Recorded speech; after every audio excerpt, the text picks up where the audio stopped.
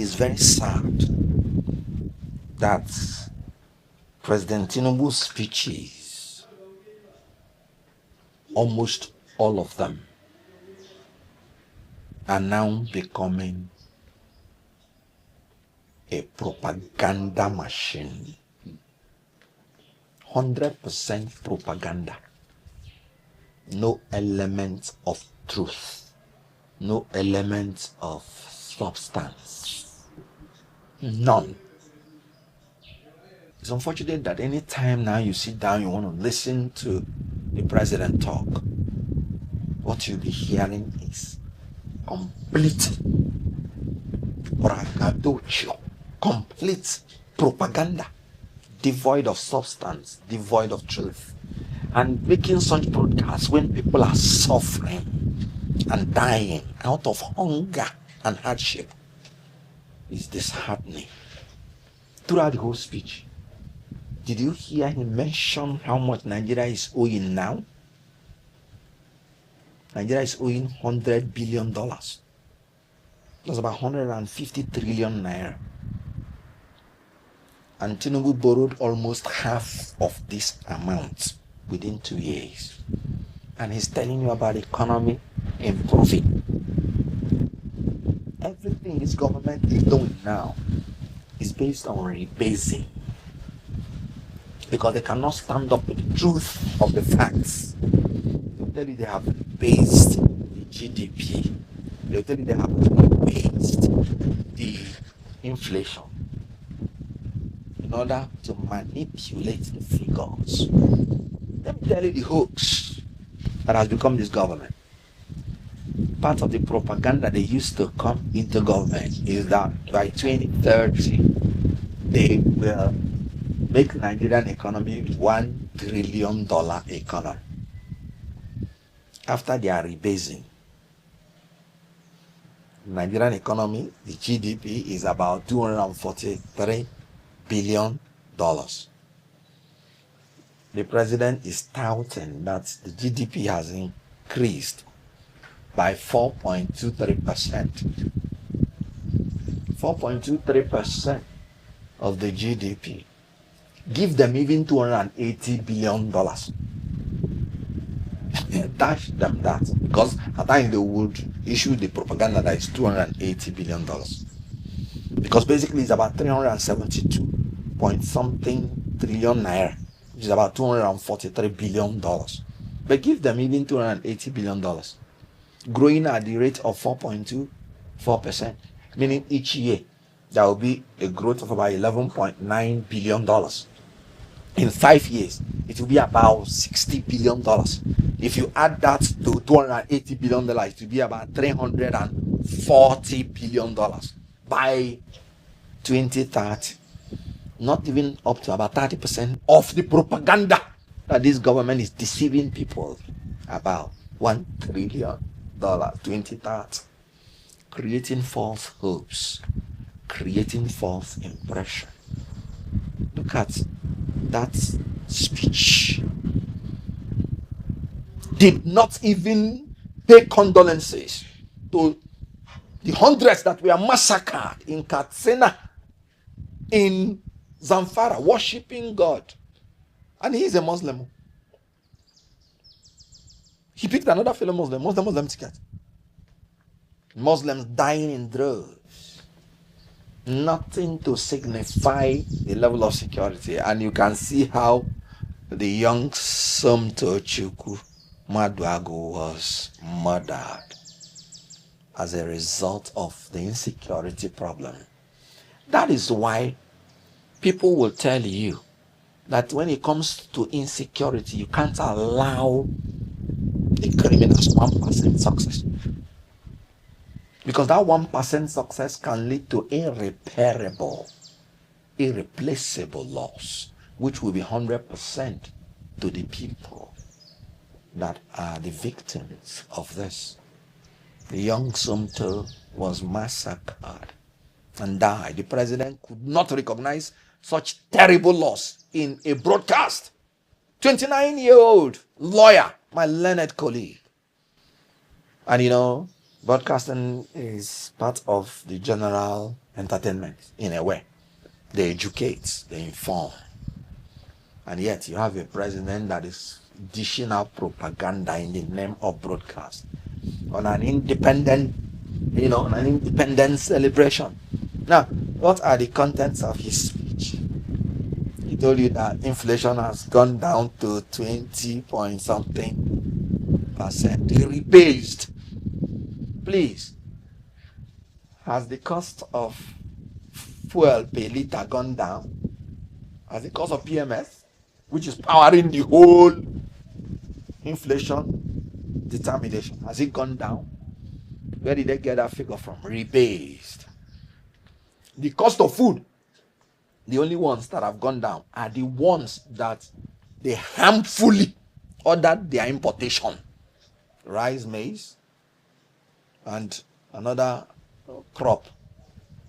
They imported it in order to create the impression that things are not going haywire. So if you go to the market, you see the prices of all those ones that are not being imported still very high and has even gone up. And then those ones that they are now importing, the expired rice and all those things. Because they say these are some of the rice that they've stored abroad for more than 10 years. Why make the farmers to go and suffer under the security to produce, and they cannot sell now because you have ordered importation when you know that the prices are going haywire? Unhealthy food. And it's a president that is telling you things are improving. If people are not dying in your village because of hunger and hardship, they are dying in my village in Soka because of hunger and hardship. So all those talk, they are simply bewitching Nigeria. I have said it before. And whatever APC says about itself is a lie. But they have upgraded now from the level of lies to the level of bewitchment through enchantments. That's what they're doing. Falsehood is no longer enough. They've now grown to enchantments so that they can bewitch.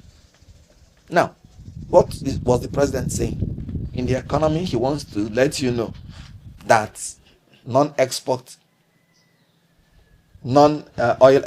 is improving. On what? Okay, let's start from revenue. By August, he said they have collected all the revenue. From where? Extorting the people through higher taxes, through higher tariffs. What are they producing that will make the revenue to increase? Tinubu's government is serving the powerful, not the people. Can you imagine? In that speech, he said they have shared 330 billion naira in social investment program. To who? They say 8 million homes. They say 25,000 per month. Some have received 2 months. Where are they? People are moving more into poverty, and you're saying you're sharing money. But here is the annoying thing. They have shared 332 billion unaccounted money to people that probably some of them have died so long ago. Because to me, in my own opinion, they're just sharing that money amongst themselves. So let them not bamboozle you. What Tinubu did, and I'll tell you how Tinubu operates. Why I say he's serving the powerful, not the people. When they want to take policy, what they are looking for is how much money will it give us? How much revenue? Not how will it conduce to the welfare of the people. The broadcast is the third time, meaning he's approaching his third year in office. And some dimwits are still telling you that the administration is too young.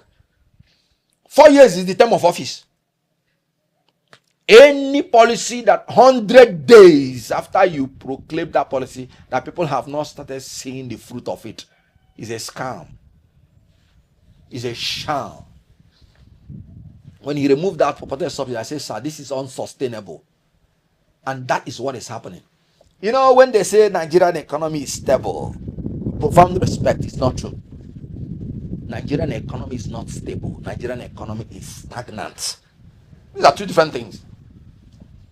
Why am I saying it's not stable? If it is stable, why would ASU be threatening to go on strike, or they are on strike? If it is stable, why would health officials, doctors and nurses, be going on strike? If it is stable, why is Dangote and Pengasson trying to kill themselves in the oil that we produce? No, it's not stable. The hunger and hardship is increasing. It is stagnant. When you see Naira, they say it is stabilizing at 1,400. Shame unto you. Naira that you met 400 and something Naira. You're saying it is stable at 1,400, 1,500. It reached 1,800. No. Stability has to do that with the fact that you're coming to the desired level of value that you want. The whole world say Naira is undervalued. Meaning there is nothing with good policy that would have made Naira to climb above 1,000 Naira. Imagine Sefa being more powerful than Naira. And you're saying the economy is stable. No, the economy is stagnant. It has come to that level, and because they lack innovation, they are borrowing everything they need. No innovation, no development of the economy. It has stagnated. If it is stable, then it has come to a level where people will no longer be hungry or where things will not be hard. But because it's stagnated, people are suffering. So there is nothing in that speech except propaganda. He has borrowed Nigeria into slavery. There's one thing he said in that speech. He said he inherited near collapse economy. Please, compared to what you inherited and what we are seeing now, what you inherited is a paradise economy.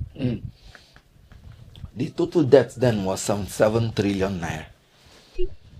It's not always happens that they borrowed like 22 million naira, 22 trillion naira or so, which they produced as in locally, as in Central Bank. Please, last year alone, Tinubu has borrowed 21 point something billion dollars. Compare it. They want to push all the blame to Buhari. Buhari maintained subsidy and Naira maintained the value at 420 till he left. And you're saying you inherited near collapse economy? When Jonathan removed subsidy partially, he established Shopee. When Abacha removed subsidy partially, he established PTF. And what they were using it for, we know. When Tinubu removed subsidy completely, he established no developmental program. What are they using it for? Awarding a contract for 15 trillion naira, where himself and his family has interest to their friends. And you're saying you inherited near collapse economy, and you're using money to buy private jets, 150 billion naira, and you're driving on Cadillac Beast. Please, did your predecessor drive on such cars? Did they ride on such plane? That is what is killing our economy. You did not inherit near collapse economy, sir. You are collapsing the economy through profligacy. He's running the highest bureaucracy in Nigeria. This is the person that is telling you he inherited a near collapse economy is employing 48 ministers. And he inherited a near collapse economy. And more than half of the ministers, more than 2/3 are doing nothing. And this is the person who is telling you he's the most profligate president. He has spent more nourishing his empire. And he's telling you he inherited near collapse. No, it is now that we are trying to collapse with the debt of 150 trillion naira and no productivity. Let them tell me one product Nigeria is producing that we are boasting that we are exporting. They say non-export has increased. This and that. No, the revenue that has increased came from the extortion of the Nigerian people. So that broadcast for me. But there was something he said. He said that the worst is over. That yesterday's pains are gone, and now the pains are giving room to relief. The minimum wage is still 70,000 naira. At the cost of 1,500 naira, that should be about $45 a month. Not up to $2 a day. $2 a day is the level they will say people are not in abject poverty. So please, what pain has relieved? Help me. Dangote is threatening is going to increase the price of fuel. We are buying it almost 1,000 naira. It has not reduced. So please, which pain has increased? A young girl fell from the 2-story building and died. And there was no adequate rush for medication, for security people available to take any instant action because of insecurity. Which pain has reduced? Is it in the economy or where? So that is propaganda. The truth is that the pain is increasing. Look at the young boys that are dying out of heart attack. Heart attack used to be things for old people. Now it's now prevalent among young people. What do you think is killing them? Bad economy, failing economy, no education. He even said that people now have more access to education. These are not, sorry, Mr. President. Rich people have more access to education. The poor people, you are still lending them money, not even building education. If you go to some universities, some college of education, you will be embarrassed. So please, except in their papers, I have not seen anything. Say the worst is over. Please, is it in insecurity? In Bedouin State, people are still being killed as I'm talking to you. In Plateau State, people are still being killed to the point that there was time they rioted that they don't even want the army because they don't even know what the army is doing again. They rioted recently. What happened with that young lady happened in Abuja. Insecurity. Is it in Zamfara? Is it in Katsina? Is it in the southeast? Is it in the southwest? In the southwest, they are crying practically to eat food. Which turn are you talking about? Okay, do you want to talk about Tinubu's respect for rule of law? You will be embarrassed. Look at what's happening in Osun State.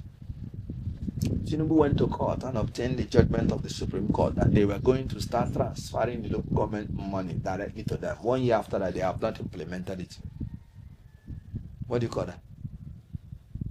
And in Osun State, the APC local government chairman, they want to give them the money in the accounts that they opened for themselves. Local government chairman. Meanwhile, the government was giving an excuse that they have not opened the account. They will not talk. I said, look, this government is very unserious. So all these things you're hearing is propaganda meant to bewitch. Nothing that is true. Let me ask you in all honesty, has your life improved?